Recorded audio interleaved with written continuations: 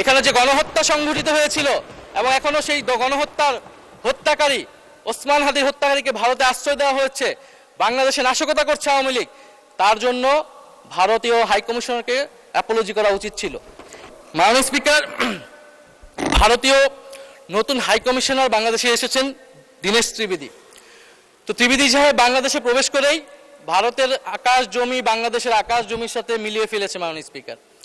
তো মিষ্টি কথায় মাননীয় স্পিকার চিরা ভিজে না। গত 16 বছরের কথা আমরা ভুলে যাইনি। তাদের উচিত ছিল, নতুন হাইকমিশনার উচিত ছিল প্রথমত অ্যাপোলজি করা। 16 বছরে বাংলাদেশে যে প্রত্যক্ষ এবং পরোক্ষভাবে আওয়ামী লীগকে ক্ষমতায় রাখতে সহায়তা করেছে ভারত সরকার, তার জন্য অ্যাপোলজি করা।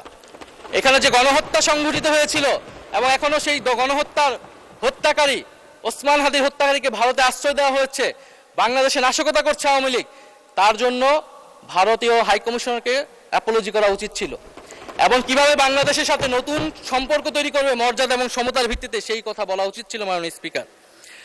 মাননীয় স্পিকার, আমরা সর্বশেষ বলতে চাই যে এই বাজেট অধিবেশন আমরা সবাই চাই বাংলাদেশের অর্থনৈতিক সমৃদ্ধি। আমার আজকের বক্তব্যের মূল কথাটাই ছিল যে এই দেশের তরুণদেরকে আপনারা কাজে লাগান, তরুণদেরকে কর্মক্ষম করুন, প্রশিক্ষণ দিন, প্রশিক্ষণ দিয়ে বিদেশে পাঠান, তরুণদেরকে দেশে প্রশিক্ষিত করে ক্ষুদ্র মাঝারি শিল্পের বিকাশে সহায়তা করুন।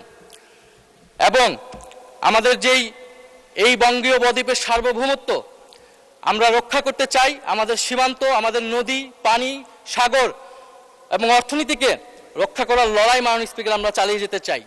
আমরা মনে করি এই লড়াই এখনকার লড়াই না মাননীয় স্পিকার, এটা আমাদের পূর্বসূরীরা এই লড়াই চালিয়েছেন।